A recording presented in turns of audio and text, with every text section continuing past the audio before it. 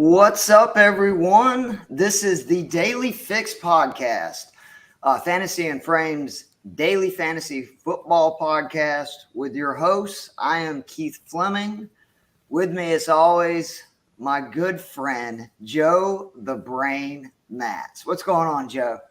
I'm just waiting to see if the Pac-12 will still exist in like another week.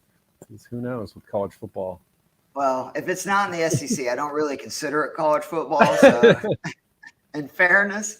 But, yeah, it is crazy. We're going to eventually get to where it's just 64, teams. It's going to be two conferences called ESPN and Fox. I'm actually kind of excited about it because, I feel bad for the lower teams. But anyway, that is not what we're here to discuss today. The daily fantasy season obviously – really doesn't get going until week one when the prices come out for guys. And we will be going every week doing a podcast, going over the entire slate. We give a high, medium, and low tier play at each position. But in the meantime, we've decided to do some best ball stuff. There was an article that I put up a couple of weeks ago that is just an introduction and has some strategies to best ball drafts. We've already done a quarterback podcast that you can hear on Spotify, iTunes, wherever at the Daily Fix podcast. We did running backs last week. This week, we're going to do wide receivers and tight ends, which half-point PPR or full-point PPR, depending on your league. So they are big. They're worth a lot of points. Yeah. It's big to get them right. Before we get into it, just want to remind everyone, obviously, you got the Daily Fix pod. We would greatly appreciate it if you would subscribe to that, Apple, Spotify. But we'd also appreciate it, Fantasy and Frames. There's a litany of podcasts on the Fantasy and Frames website currently. They are doing individual profiles on basically every player under the sun. Tony Pollard is the most recent one that came up. They've done a lot with tight ends in the last couple of weeks. We're going to talk about some of those guys in just a few minutes. So a lot of great work. Be sure to do that. And also, please follow the Daily Fix podcast on Twitter. It's the Daily Fix pod, as well as, again, the Fantasy and Frames Twitter page as well. So having said all that, Joe, I figured we would start with tight ends because I don't want to spend a ton of time on it because don't you believe that there's 4 or 5 guys that if you're taking them, you're going to have to spend a lot of capital. I think it's worth it. I've argued for a couple of years, especially in daily fantasy, you know this, that a guy like Kelsey, when he's in that 75 to 7,700 range, I feel like I'm paying for a number one receiver under what it would cost to be a number one receiver, whether I play him at tight end or play him at flex and then, roll with 2 tight ends, however I want to do it. But there's a few guys, and depending on your order, I got one guy in there that I know some people are going to disagree with. I think there's basically 4 guys that you could argue are in that top echelon. And then there's a few more that maybe, and then there's a huge drop off. So if you don't take one of those first 4 guys, there's a lot of different ways you can do it, including just throwing darts where you pick 3, even 4 tight ends, and just hope they hit, especially with how random they are week to week. Yeah, I think there's probably 6 guys I feel fairly confident in, assuming they stay healthy. And then there's probably roughly that same amount where I'm like, yeah, this guy's going to be, if you're waiting, this guy's a solid pick. And then after that, yeah, you get past 10 or 12. You're dart throwing. Yeah. Pick a guy in a good offense because touchdowns go a long way with tight ends. That's something that I don't know if we've made enough of a point of that overall. In best balls, very similar to daily fantasy, where we always look for which matchups are going to be the highest scoring. And that's usually where we start, especially when we have obviously the guys that we love for a particular matchup or whatever. But then when we get into start trying to fill in positions, that's the first thing me and Joe do is we just start looking at, okay, who's playing in a dome? What teams both have bad defense? What's going to be the shootout? Same thing for best ball, especially with your later picks. I absolutely think that if you can have multiple guys from the Bills, the Chiefs, the Chargers, the Bucks, there's a lot of these high octane offenses that it's just good things are going to happen, especially week to week with these later picks because they're going to occasionally go off, and they might only go off once every 8 weeks, but it can be huge if they go off on the correct week when you really need them, depending on your matchup.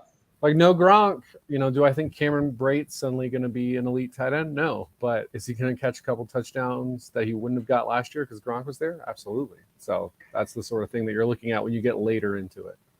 So PFF has actually, the tier 1 is just Kelsey, Andrews, and Pitts. I think I'm okay with that. Yeah, those are the three where there's not like the back of my mind, like, but it's just like, no, those guys, they're the best.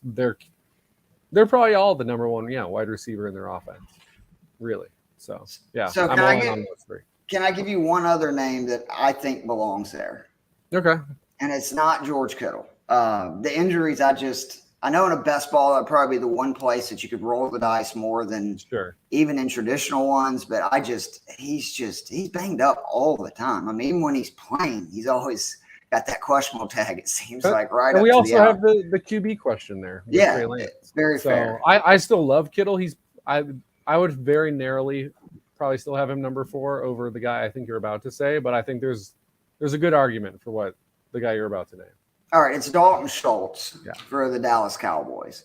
I'm going to talk about CeeDee Lamb when we get to the wide receivers, but obviously Lamb's going to see a huge uptick in targets. So is Schultz.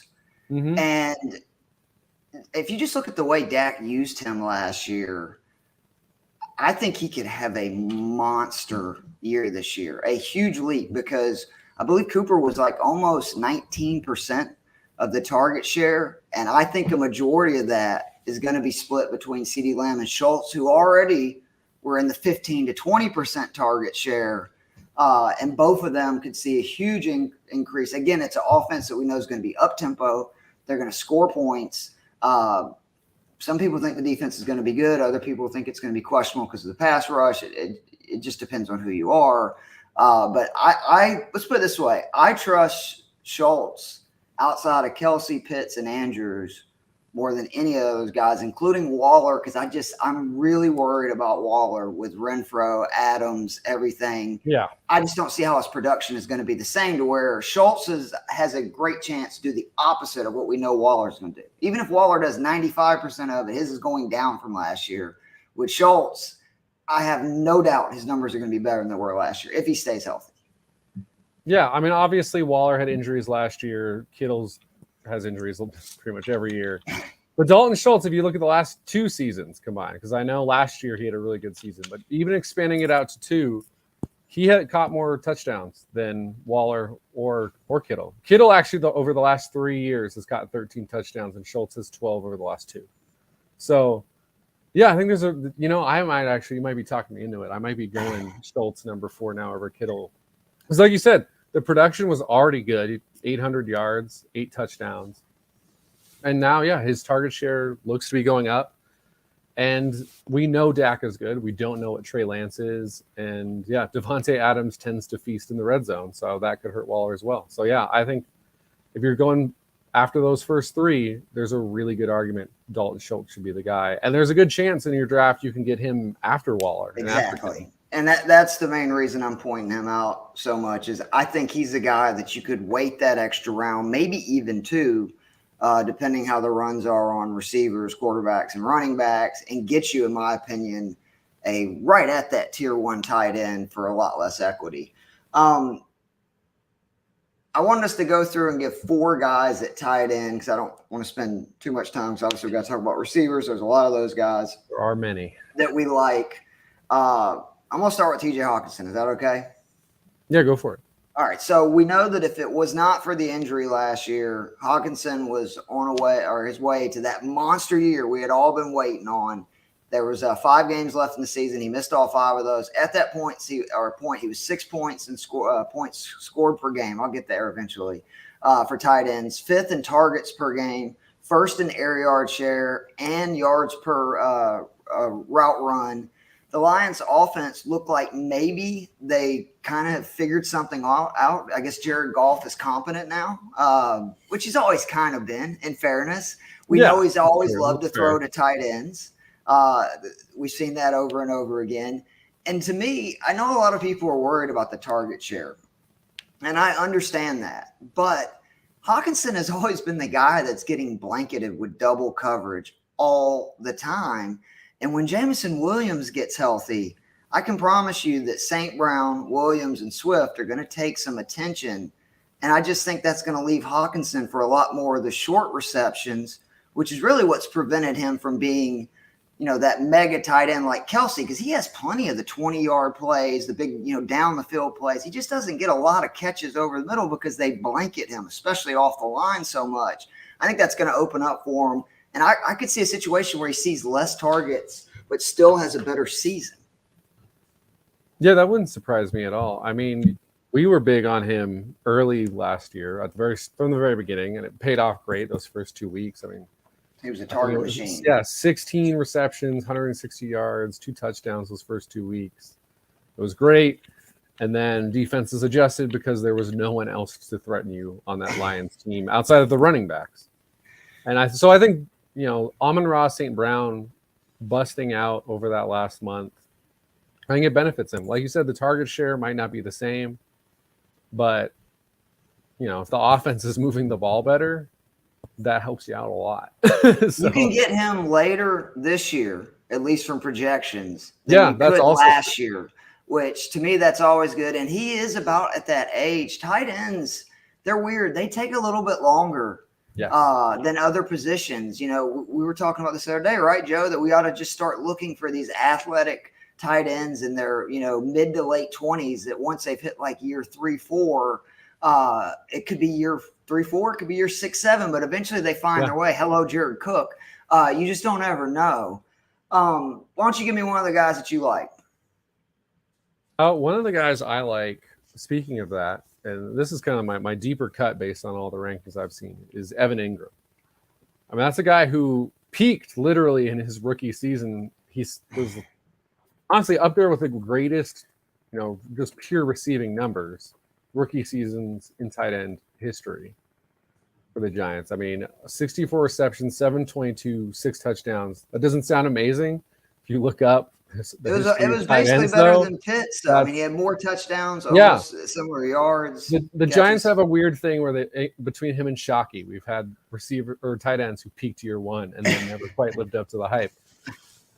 The curse of being a Giants fan. But what I like about him is, he's still a talented receiver. I mean, he comes with his frustrations. He has some inconsistency with drops, as any Giants fan would tell you. But I also love the situation he's in now in Jacksonville. Now, we've both said we think Trevor Lawrence is one of the most likely quarterbacks to just bust out this season.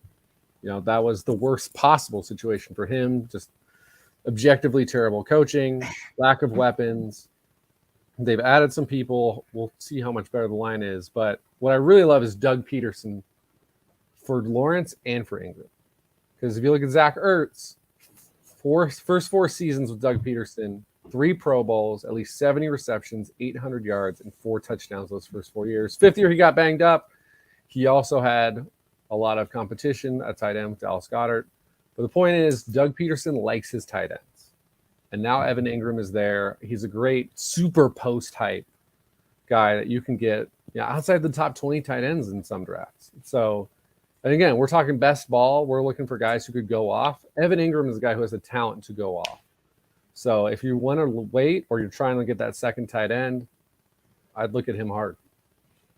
All right. I completely agree with that. And I meant to mention that when we talked about Trevor Lawrence, that it's so huge having Peterson on there. Wasn't it Wentz's second year that he went bananas with Peterson and was like an MVP candidate? Yeah. Was that not? Yeah. So year 2. I would not be surprised. I'm not saying Lawrence will be an MVP candidate, but people are going to say he's going to take a huge step forward just because he's going to be in a better position.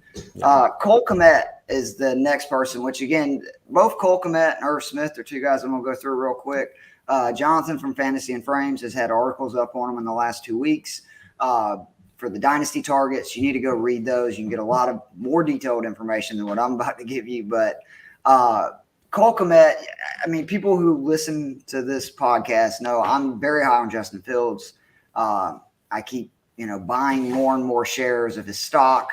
We'll see if that breaks me by the end of the season, but I think he's a good passer. Like, I think he's going to figure it out, and he obviously has the running ability.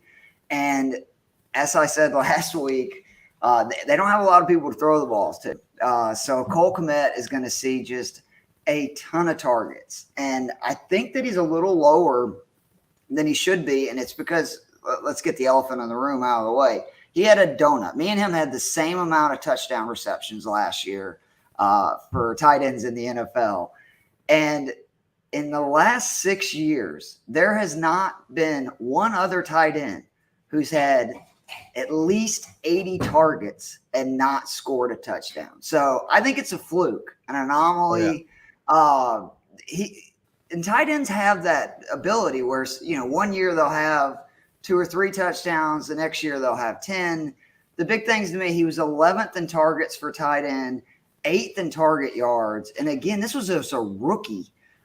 Second year with Fields. I'm really high on Komet. And then actually, let me just go over Irv Smith too. I'll go over both of Jonathan's guys. Irv was 12th in PPR in 2020. We know he missed almost all of last year with the injury. 7th in yards per reception. So he was already on a pace to become the Vikings standout, tight end. But the big deal, much like we were talking about with Peterson, it's Kevin O'Connell coming from the Rams. He's going to be the offensive coordinator. I'm high on all of the Vikings players. And I apologize. Actually, Charlie wrote the Comet article. My bad, Charlie. Think about the Rams offense. What have we seen? Higbee led the entire NFL in routes run for percentage of snaps. The entire NFL. They have the entire time that the Rams have had this high-octane offense, they've used their tight ends in passing situations. Irv Smith is not the kind of tight end that's going to block. He's going to be let loose in this offense. I actually think people are sleeping on the Vikings offensively across the board. I think they're going to open it up. That's what that offense is built for. I know people laugh at Kirk Cousins, but, I mean, what we always talk about, right? Like, he's the good NFL quarterback. Yeah. Like, he's not a really good NFL quarterback. He's not a bad NFL. He's a good NFL quarterback. And I could see Jefferson, Smith, all those guys getting a bump just because they're going to play at a quicker tempo. I think they're going to throw it a little bit more. They're going to be more creative than they have been with the offensive schemes in the last couple of years. And both of these guys, again, if you wanted to say not take one of the tier 1 or even tier 2 tight ends, you could wait and get both of those guys, probably not making a pick for a tight end until the 7th, 8th round. And that's with the first one. So that's what I like about this position. Why don't you give me one or two of the guys, again, that you're big on? Yeah, I just want to add to Komet because, Yeah, go ahead. Hawkinson and Komet were also two of the guys I had in mind. 12 targets in the red zone, 4 inside the 10 last year. So it's not like they forget he exists in the red zone. It's bad luck. It's bad quarterback play. Obviously, we expect Fields to be better this year. So, yeah, I'm buying and Dalton was quarterback a lot of that. Don't forget. Yes, exactly. No, it wasn't just 6-7 games. Yeah. Yeah, it was just the overall bad play there. So, and I'll also add that I'll be talking about Kevin O'Connell later as well because, yeah, I'm buying the Vikings offense as well. I don't, like you said, Kirk Cousins, not the guy who wins you a Super Bowl, but he'll let all the guys on his team eat in fantasy. He'll help you win a fantasy championship. Exactly. So my last tight end that I have is a guy who did produce as a rookie tight end.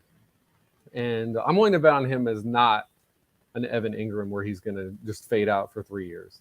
And that's Pat Fryermuth. Yes. 60 receptions, 7 touchdowns.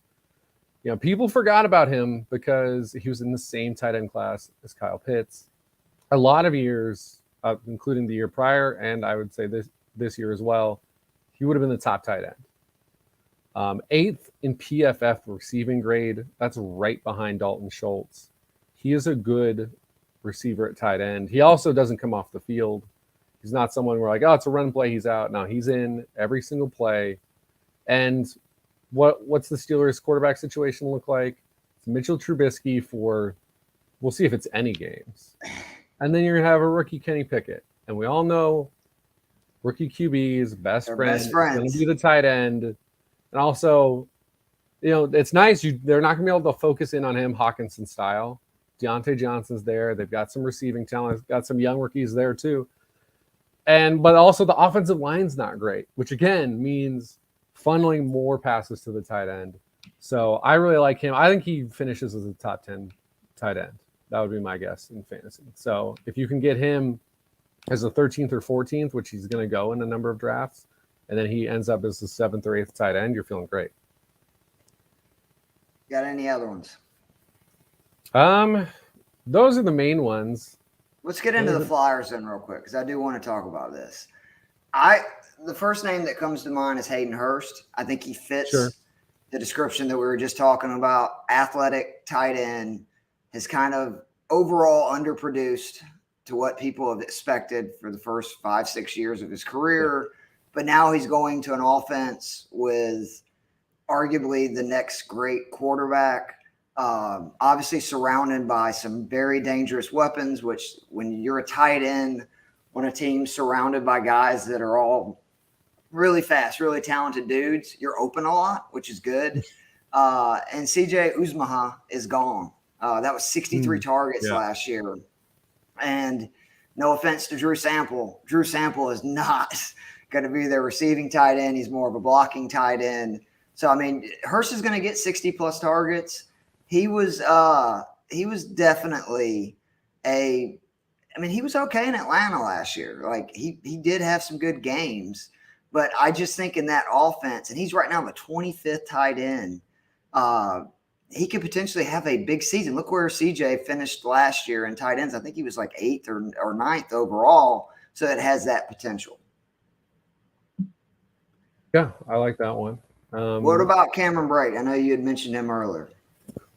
I wonder about how high the ceiling is there, which is kind of, the worry in a best ball. Right. But I think just because it's Tom Brady, I think he has a relatively high floor.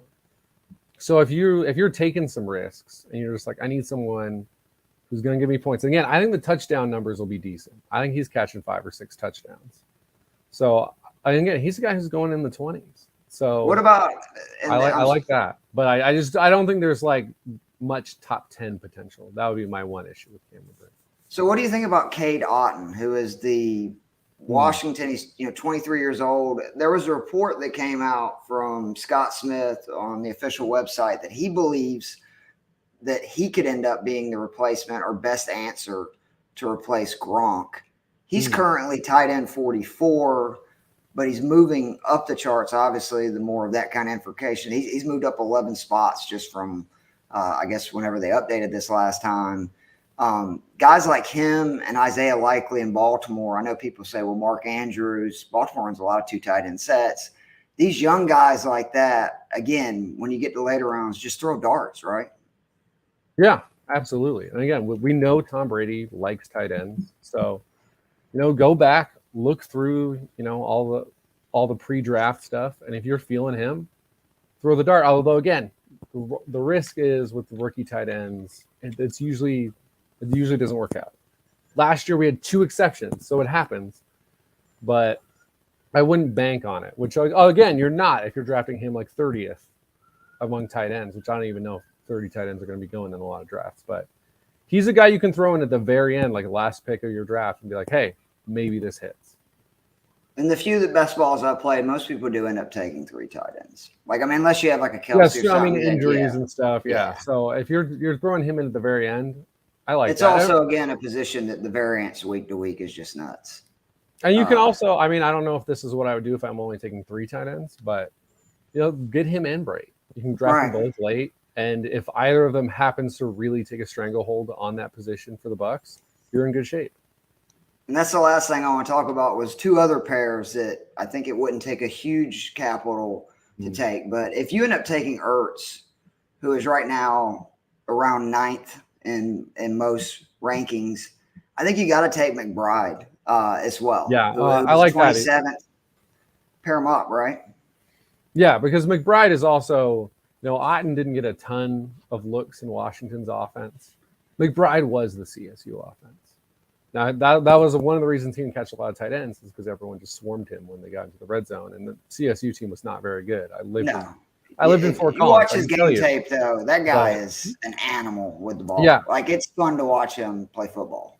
Yeah, I think he's the best receiving tight end from this last draft class. So, he's a guy where there's the potential. And again, because the rookies down the stretch, he's more likely to be busting out, which is ideal because if you're going to win in basketball at the end, you're winning in the playoffs, you need huge weeks. So that's why if you are targeting those guys, that's not a bad bet as long as you can survive the first half of the season. And the last pair are currently 31st and 39th, and that's going with Mo Alley-Cox and Jay Woods for Indy. Matt Ryan has attempted at least 85 passes to tight ends the last 10 years that he has been a starting quarterback. He loves throwing to tight ends. There was some rough years for the Falcons in between Tony G and even the Austin Hooper, where, I mean, their tight ends, honestly, I don't even remember, and I went to every one of those games. So he's going to throw to tight ends. That's something Ryan always does. Yeah. I don't know if I could trust Cox enough to be all in on him because I want to say it's Mo Alley-Cox because, again, with rookies, even with Woods having obviously a lot of upside, it's just, he's the vet more likely, but I would feel better taking both of them. And, again, you don't have to use a lot of capital. I mean, and Jelani Woods is just a massive human being. 6'7", right? Yeah. So he's a guy you have to assume is getting looks in the red zone. Right. Of course, you would have thought Julio Jones would as well, Joe, but that's if you're a Pelicans fan, that is not correct. Not a I'm not bitter about it. All right, let's move on to in my opinion, the more fun thing, wide receivers. Let's start here. Cooper Kupp should be the number one wide receiver. We agree on that, right? Yes, although I think there's one other guy that if you took, I would not say Jefferson. You're an insane person. And yeah, that's Jefferson. Like if you look over the last 2 years, and granted Stafford's only been there for one with the Rams, so that's something to keep in mind. But if you average out their per game stats over the last 2 years to a full 17-game season, Jefferson is 101 catches, Kupp is 126. That's the big gap. But yardage, Jefferson 2 more yards over a 17-game season. How much so did he have that from the 2 years ago numbers? It's a lot, right? Well, the Jefferson's only played in the 2 seasons, so that's why I averaged it out for the 2 years. No, I know that. But I'm saying like Kupp's, the year with Stafford, I'm sure Kupp had. Right, and then he also it's per game, so it doesn't matter that Kupp got hurt in 2020. But yeah, he went from 65 yards a game in 2020 to 115 last year. So it's a big jump.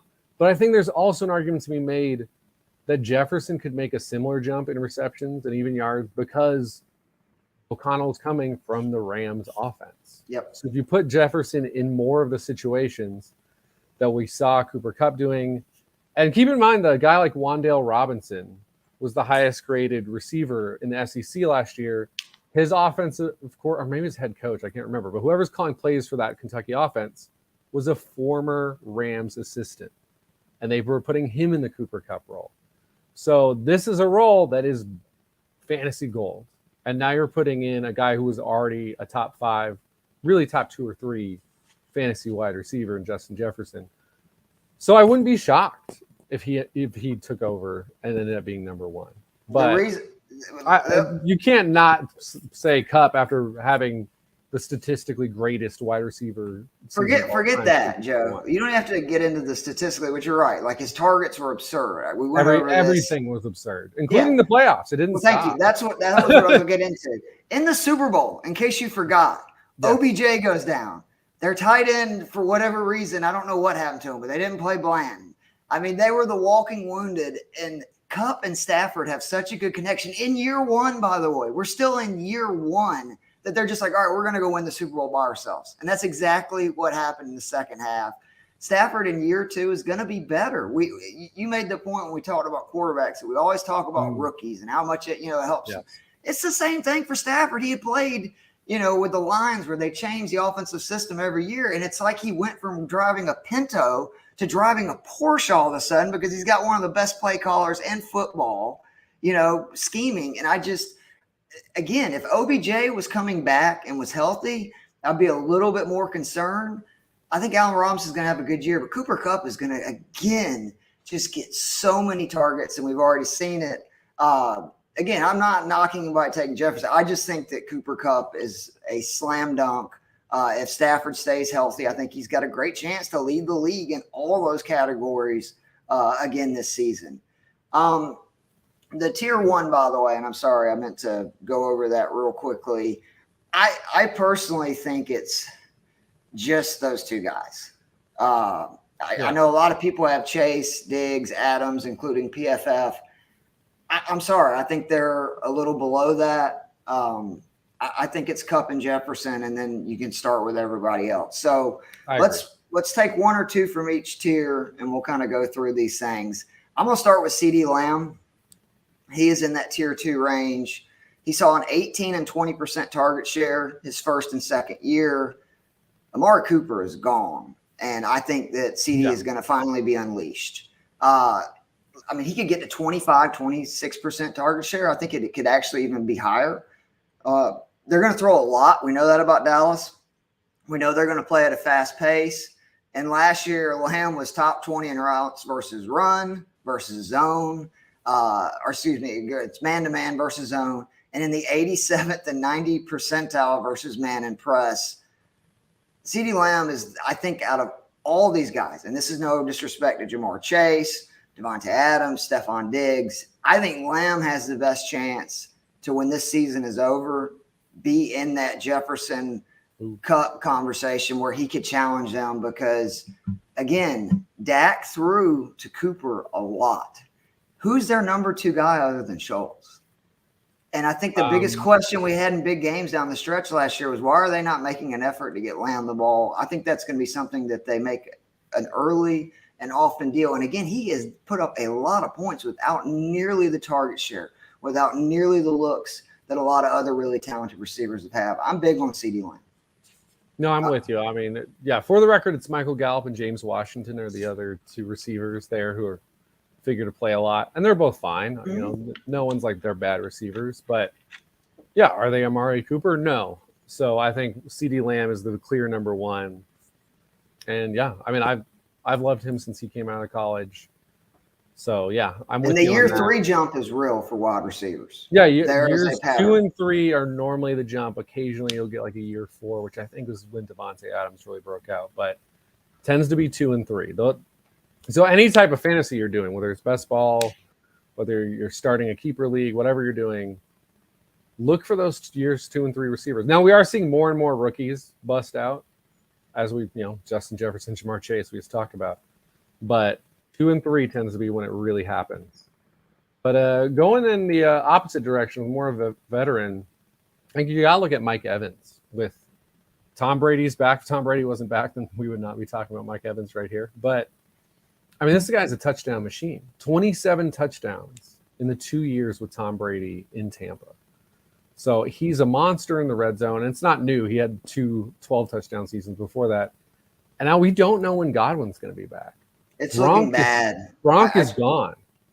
Yeah, it's looking bad. I hated to poo-poo when we did the show with the Dynasty guys, but I'm like, it's a big question mark. And the news is PUP almost definitely to start the year, but that's great for Mike Evans. Yeah. Again, we're talking about a guy who I think as long as Tom Brady is upright, 10 touchdowns is guaranteed. It's going to happen. Oh, yeah. I mean, you saw in the playoff game against the Rams when they needed to come back. Didn't matter. Jalen Ramsey was the guy covering Mike Evans. He threw perfect pass. It's a 50-yard touchdown. The game is tied. Everyone's wondering what the hell just happened. So, I mean, Russell Gage isn't going to, really take away a lot of those touchdown looks. Mm-hmm. But I like that he's on the team because it means that's a good enough wide receiver where you can't just blanket Evans. We're going to get into Gage. He's a really good wide receiver. Yeah. He was been in a bad situation. I just look at anyone who's going to be Tom Brady's far and away number 1 receiver is a guy I want. And again, especially because Gronk is really the guy who that's a red zone guy that Brady was always looking at for 10 plus years. And so a guy who caught 14 touchdowns last year, and now his main red zone competition is gone. His main guy for targets is also gone for part of the season. It wouldn't shock me if he was top 5 either. I mean, obviously, depends how much Godwin meant. Probably 3 of these guys get hurt, and the top 5 becomes obvious. But I think, and especially Mike Evans too. You and I have talked about this with DFS. He's a blow-up guy. Oh, he is the ultimate. Godwin was the guy who was like, he's going to give us 15. Him and Tyreek Hill are the 2 guys that just Mike Evans is going to give you multiple 30-point. Yeah. So I Remember love the him call I even made more. 2 years ago where he had not had a game of more than 20 points. And it was just, I was playing the numbers, right? We're 11 weeks in. He scored like 35 points. I felt like the smartest man alive. I just want to back that up because I had Mike Evans down too. Without Godwin or Gronk in the lineup, he saw a 27% target share. That is good. And he caught half of his touchdowns in games that Godwin and Gronk didn't play. That was 3 games. He's caught 5 touchdowns in those 3 games. I do want to play devil's advocate just because I am a little nervous about this. I looked up his yards per route and reception have gone down the last 3 years, and it's on a decline. And that always does concern me. I also have told you that I'm a little worried about Brady. These things normally don't end as well as others, but I'm with you that the Godwin news just to me makes it too hard not to take him because Gronk and Godwin are gone. AB's gone. He's going to get so many targets, and the fact that he can be a big play machine is I'm 1,000% with you. Next up, I want to talk about Michael Pittman real quickly. I'm not really sure why people are worried about this. The Colts, they're going to throw more. Ryan to Wentz is a huge, huge upgrade. And I know people are going to look at the numbers and say, well, they're touchdown to INTs and the yards per attempt. I'm telling you, you watch Carson Wentz play, like, for instance, in the game versus the Jaguars that they had to have. Matt Ryan's not going to have that kind of game. Pittman's not going to have this kind of consistency. Matt Ryan is a professional starting quarterback. He actually reminds me a lot of right now what Drew Brees was before his decline the last year or two, those 3-4 years when he got into his late 30s with New Orleans, where he can't beat you down the field, but at the same time, he's just going to make a lot of good throws. And last year, Pittman was 4th in route run win rates, 4th in the NFL, and 19th in yards per route. I don't see how he doesn't have a big uptick, and he's a guy that I think could end up being in the top of like tier 3. No, I like that one a lot. I think Michael Pittman, he's just a guy who does everything well, and he's big-bodied, and there's just not a whole lot to pick apart. And again, you can't key on him because Jonathan Taylor is going to run it down your throat. So I love that, especially with the QB improvement. A guy I like, and I like him a little more today than I did yesterday, and that's DJ Moore. I think this is a dude who's just gone out and balled with terrible QB play for 3 straight years. Last year, 93 receptions, 3 straight seasons over 1,100 yards. He's just a productive player. The one downside is he's only caught 4 touchdowns 3 straight years. But variance happens eventually. Do I think DJ Moore is ever a guy who's consistently catching 8 or 9 touchdowns a year? No. But do I think a guy who saw 163 targets last year, if he sees that again, do I think he'll catch more than 4? Yes, I absolutely do. And I would have been worried about him if it was Sam Darnold or bust.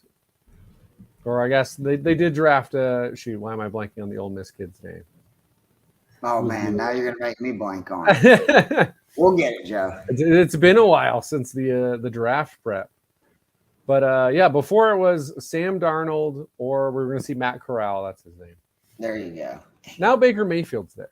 And I know everyone's as low as possible on Baker Mayfield as could be.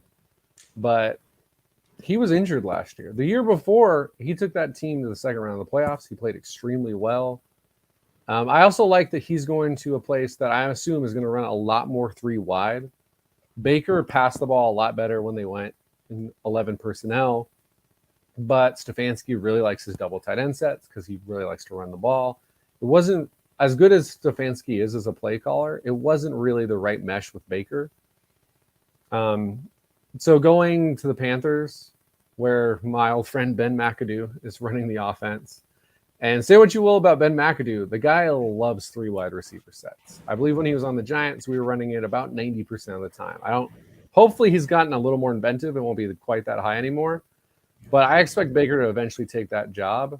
And that makes me like DJ Moore even better. Wait a minute. You say eventually? You really think Darnold might start the year?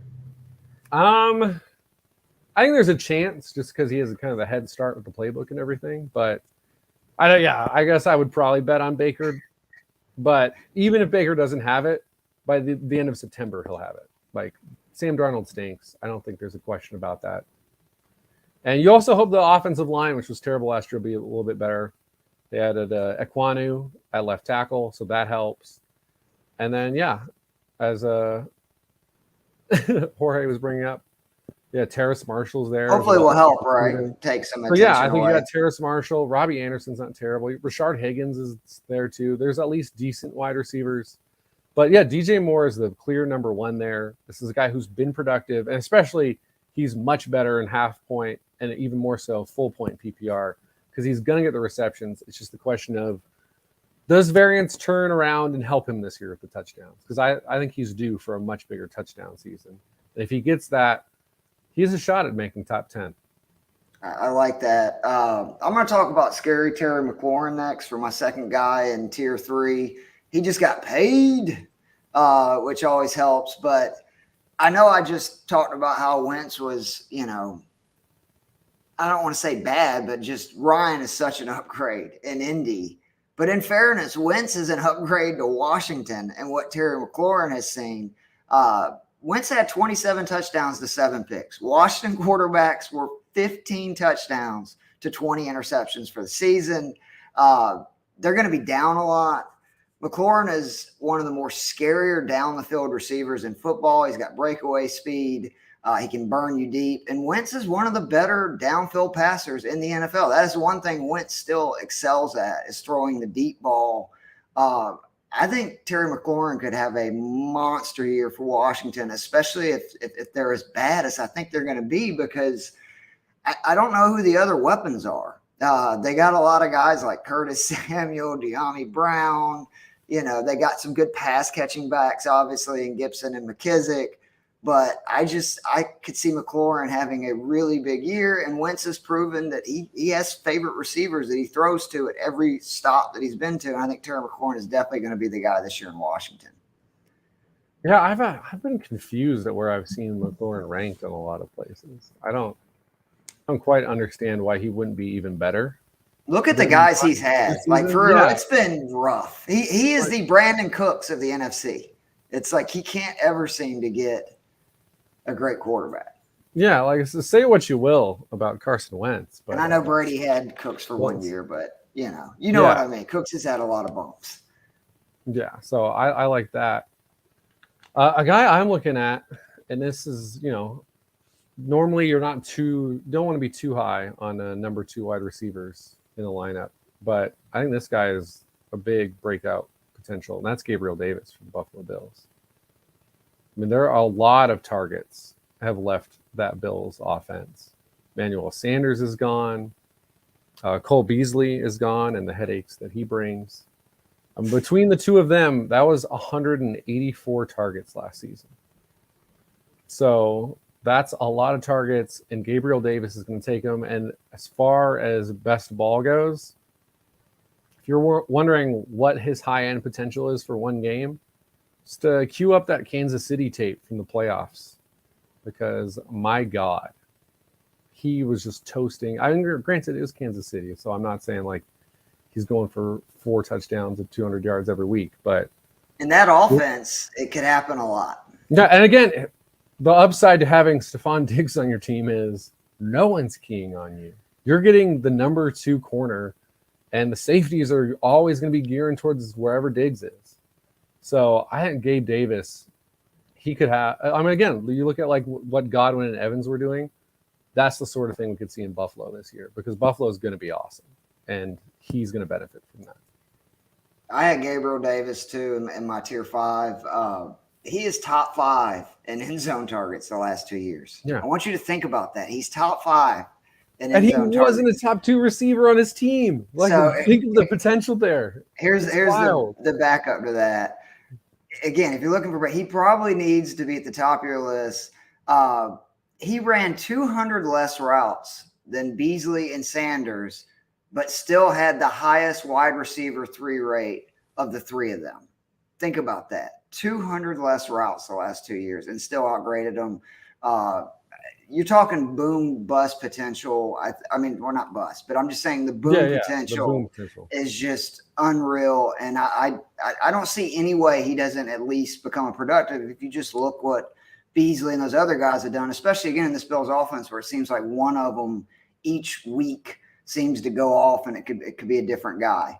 The other guy who I think you could see a huge jump in this year is Cortland Sutton, who I really came around on the more info that I read, because I'm like, what's the deal? He's a humongous red zone target, and I was not aware of this. He led the Broncos in air yards, red zone targets. 2019, that was last year. 2019, he led the NFL in red zone targets. So again, he sees a lot of red zone targets. Russell Wilson is now the quarterback in Denver. A Seahawks wide receiver has finished the top 5 in red zone targets the last 3 years. Wilson also top 5 in touchdown to red zone conversion rate the last 3 years. He can lead the NFL in red zone targets. He's going to get a lot of looks. And no offense to Jerry Jeudy, who I'm not fading Jerry Jeudy, but for the touchdowns alone, Sutton is going to be the Metcalf in that offense. And if you saw the way Metcalf and Lockett were in Seattle, Lockett a lot of games would have more yards, but he didn't have the 2-3 touchdown games. And that's what Cortland Sutton's going to have. That's why I think he, especially for best ball, if this was just a traditional fantasy league, I might be a little bit more nervous about that. But for a best ball and where you're getting him, this guy could be a home run. No, I like that a lot. I mean, that whole Denver offense obviously benefits greatly. I mean, I think most people collectively have thought that's a talented group of wide receivers there for years. And I mean, Sutton has proven it before when he's been healthy. But man, yeah. And again, something to consider, who are they playing in their division? Right. Like the shootouts galore is the expectation there. So I feel really good about that one. A good bounce back candidate, a guy that we, especially I believe you were high on last year, and then it didn't happen for Kyle Shanahan unknown reasons. That's Brandon Ayuk. I mean, this is a guy who we looked at down the stretch of his rookie season. We're like, this guy's awesome. He's going to take the league by storm. And then it turned out to be Debo Samuel, because you can never predict what's going to happen with Kyle Shanahan, who's going to be the focus. He was in the doghouse early in the year, though. Because remember, he got the late scratch week 1. No, yeah. He had games where he played well. I mean, week 17, 6 receptions, 107 yards, 94 yards the week before that. I mean, once he got going, it was pretty good. It was, like you said, the doghouse. Did he play a snap in week 1? He didn't. No, he was like a late, like they just benched him. Because remember, I think I had him in a daily fantasy lineup and was swearing at the first 7 weeks of the season, he didn't have one game with more than 4 receptions or 45 yards. Well, over the last 10, if you prorate it out to 17 games, 73 receptions, 1,164 yards, 7 touchdowns. So that's who he really is. This is an 1,100-yard, 7-touchdown guy. Now, obviously, as we mentioned before with Niners, Trey Lance makes it a lot of unknowns.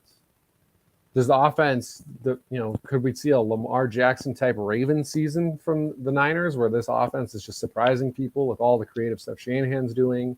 They're blowing people out of the water? Absolutely. Could he be this guy we saw last year who struggled to make reads and looked more comfortable running the ball? That's also possible. But if he is up to the task, Brandon Ayuk is a huge bounce back guy who's going to be a top 20 wide receiver. So I really like the value you're going to get him at, because after last season, and again, a lot of people, obviously there's people like us who, especially in DFS, we're paying attention week to week so much. We remember he was in the doghouse, but if people are just looking at his stats last year and going, he's okay, I'm not going to take him right now. So make sure you're keeping in mind when you're drafting. Yeah, he's like 42nd right now, right? Yeah. Yeah, well, this that's guy in crazy. the 40s, who again, over the last 10 weeks, 70, 1,107. That's what he was on pace for. So look out for Ayuk. All right, Joe, I'm going to go all in with Mike Williams, which I know seems crazy. He was the first 5 weeks, he was I think, third in the NFL wide receiver in scoring. Joe was doing victory laps from here to Kingdom Come because he was buying all of Mike Williams stock before the season. And I don't know what happened the rest of the way. I really don't. But, well, he was banged up. I do know that. And that He was I'm banged sure up, that and played a also role. Keenan Allen exists. So Yeah. it's not every week is going to be amazing. I'm with you. I do think, though, this is the year where the target share, it just has to get a little bit closer. It doesn't have to be. It's just Allen sees so many more targets. And when you look at Allen's numbers, he's another guy that the last 3 years, all of his numbers, yards per catch, yards per route, all that is going down on a decline. Mike Williams is my opinion, again, in a boom or bust. He's always been a guy that has big plays, and this is best ball. So where he's at, I think he's someone who was he was top 20 in all major categories, yards per route, catch per reception. Pretty much everything. Literally, he was top 20. And it was just a mirage of injuries and just not getting targets. There was games, Joe, right, that we were picking him on daily fantasy, and he'd get like 3-4 targets, and we're going, what is going on? I think that changes this year, and for that, I really like Mike Williams. No, I can see it. Again, I put Herbert as my number 2 quarterback for fantasy. So, yeah, I'm buying in that offense is going to be awesome. And again, don't forget, nobody's going for 4th downs more than they are, and that means more opportunities, especially because I think they're going to convert a lot of them. So I like that. I feel like I have to have optimism on at least one Giant, and that for me, it's Kadarius Toney. I think his stock is much lower than it should be, in part because there were those trade rumors, which I'm not entirely sure were accurate. There's been questions about, his attitude, which I haven't actually heard anything specified where there's been any issues with the new coaching staff. It's entirely been he hasn't been on the field because he's been a little banged up, which was the issue last year. But if you want to take that risk, and again, best ball, you want to take some risks, especially when you're getting into those middle to late rounds. Over 2 yards per route run last year. Now, people may not know route, how many yards you want out of per route, but 2 is really good, especially 11th. He was 11th in the NFL. Yeah. And as far as blowups go, when he was at his healthiest and the team was ramping him up, New Orleans, 6 receptions, 78 yards, and then he falls out up against Dallas, 10 receptions on 13 targets, 189 yards. And if you watched those games, there's no question who the most talented wide receiver on this roster is. He is insanely dynamic with the ball. He converted against the Saints like a 3rd and 20. They threw the ball like 4 yards, and he just got that. He juked out like 4 different guys. This guy's insane with the ball in his hands. And as I mentioned with my don't totally give up on Saquon rant last week, the change in offensive coordinator and just overall, I'm assuming, aggressiveness of the offense from last year to this year is going to be as big as you can imagine. I think it's like a Jaguars type change as far as the offense goes. That's how big it is. When you got Brian Daboll, you got Mike Kafka coming over from Kansas City. So these guys are merging the Kansas City and Bills offenses. Now, are they the same? No, because Daniel Jones is not Josh Allen. It's not Patrick Mahomes. No secret there. But all you need is Daniel Jones to show the aggressiveness he had earlier in his career, and you get Toney with the ball going forward, because so much of Jason Garrett's offense is receivers coming back to the QB, which drove me insane, drove every Giants fan insane. Now we're going to get guys on the move, catching the ball in stride. And there aren't more than like 5 or 6 receivers in the NFL who are more dangerous with the ball in their hands than Kadarius Toney. My boy Chalupa Batman, Zach, did a great Dynasty Target article on Kadarius Toney. That's on the Fantasy and Frame site. You should definitely check that out. Just to add to your Toney thing, he had a 25% target rate per route run share. That was 7th in the NFL. And don't you think that he would be the Stephon Diggs in that offense? If anyone is, it's clearly him. I think, Kenny Galladay will probably have somewhat of a bounce back, because I think he didn't catch a touchdown last year either. So that'll happen. But I think considering what I think this offense is going to be and how they're going to be trying to get guys the ball, I think Tony's the number one guy. And yeah, I mean, again, if you listen to the start of this or you've listened throughout the whole thing, think about how many of the guys we've talked about that have already been written on the site. So go read everything on the site, because the depth of the coverage we have in Fantasy and Frames is wild. It's great.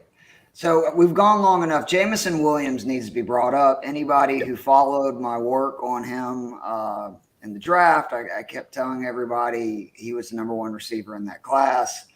I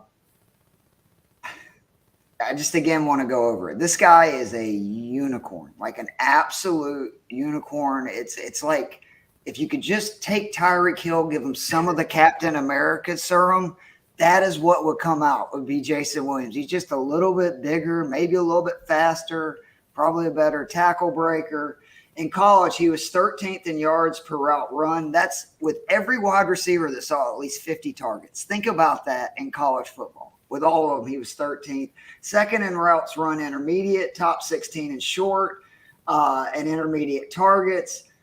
Most electric guy in college football. Yes, I know he's probably going to miss, 6-7 weeks. It's best ball. Who cares? You are getting a dude that could potentially make what Amon-Ra St. Brown did last year seem like nothing, who, oh, by the way, is the same offense, same quarterback, same everything. I believe so much in Jameson Williams' talent. And I love that he's not really creeping up. So if you're telling me I can take him in wide receiver 50, 45, 50 range, I'm just ecstatic about that. I will run to make that selection. Yeah, I remember going through when we were doing a lot of draft stuff earlier and just kind of going through the PFF numbers and looking at, who's getting targets downfield and then who's getting a lot of yak. And he was in I think it was the top 5 of both. He's catching the ball downfield and then running for a bunch of yards after the catch. That's so rare. Most of the time you're seeing guys they're catching 8 or 9 yard passes on average, and then they grab up another 7 or 8, or they're catching 15 yards down the field and then get another 2 or 3. That's how dynamic this guy is. He's busting people deep, and he doesn't stop once he touches the ball. So, yeah, I'm with you. And again, because of his injury, he has the potential for huge value down the stretch of the season. All right, let's do one sleeper, and then we need to get out of here. All right. Deep cut. Deepish cut, I should say. I don't want you to have to go. You go first. Let me figure out exactly who I want to go with here. All right. So again, we talked about this earlier. Good offense, potential opportunity, guy in the second, third year range. Josh Palmer checks every one of those boxes for me. He was, as a rookie, 7 targets per game, which I didn't realize that. He scored a touchdown in every game that he saw at least 60% routes run. 71st percentile in separation rate, 92nd versus single coverage. If there's an injury to Allen or Williams, which they both have proven over their years, they can stay banged up, he could have a huge year. And I think the Chargers are a good enough offense that 3 receivers can eat, because you look at the Bills, the Chiefs, the Bucks, all these teams. I think this guy can make a leap. If he just sees 60 to 70% of the passing plays where he's running routes, I think this is a home run pick for a guy in the 7th tier. I like that one a lot. You know what? Along those same lines, I think a guy that you really have to keep in mind, just because if there's an injury, it changes everything for him, and that's Van Jefferson. Because that Rams offense, it's going to cook. And this is a guy who had 50 catches for 800 yards and 6 touchdowns last year. His second season in the league. So, again, you're looking at those guys. They've been in the second. They're in their 3rd year. They've adjusted to the NFL. And now he's also getting his 2nd year with the same quarterback. So, if if Cooper Kupp goes down, good Lord, the amount of targets. Well, just think if Allen Robinson doesn't pan out, which he may not be. He could be done. We believe, but it's possible. Right. He's just done now. And then Van Jefferson's the number 2 wide receiver there. And a potent offense. It's a ridiculously potent offense. So that's again, yeah. Look for those guys in their second or third year. Look for guys who have who are just in good offenses, because there's more opportunity always if someone goes down. All right. Well, we're gonna have to end it there. I have been making some TikTok videos. I'm going to become a TikTok star, Joe, and leave Fantasy and Frames. And no, I'm just kidding. On the Fantasy and Frames side, I am posting. Wouldn't it be? Man, it would be cool. Me and my cats and dogs. It'd be just wonderful. I have done some videos though. We did on backup. I did it on backup QBs and 3 wide receivers and 3 running backs I felt are undervalued. I'm going to do some more of those this week. During the daily fantasy season, I'm going to be doing a bunch of them. I'm going to make Joe do a few of them at least. We're going to have some fun where we give like maybe our favorite low tier play, high tier play. Yeah. So please be sure to follow the TikTok Fantasy and Frames page. We'd appreciate that. And we're excited because next week we will be doing a mock draft. The mock draft will not actually be while we're recording. What we're going to do is we're going to have a couple other guests from Fantasy and Frames come on. I know Nate has already confirmed. We're trying to find who else is going to be on there with us. And we're going to have a mock draft amongst mostly Fantasy and Frames guy, and then we're going to kind of grade it. And obviously, I have a feeling that me, Joe, and Nate will like our drafts in it, but it'll be interesting to see what other people think. So we're looking fun. I love mock drafts. It's just, to me, it's cool to see, okay, where are people starting to go, especially in something like this when it's all people that know what they're doing, because that's what I really like to see. Even though normally in most of your home leagues, you need some people who are just going to make picks that you're like, what the hell is going on right now? Like, what is happening? But for Keith Fleming and Joe the Brain Mats, this has been the latest episode of the Daily Fix podcast from the Fantasy and Frames. Again, check out fantasyandframes.com. The Dynasty Targets articles are just, there's so many of them, I couldn't plug them all if I wanted to. And we know I like to talk. So that's saying something. But we will see you guys soon.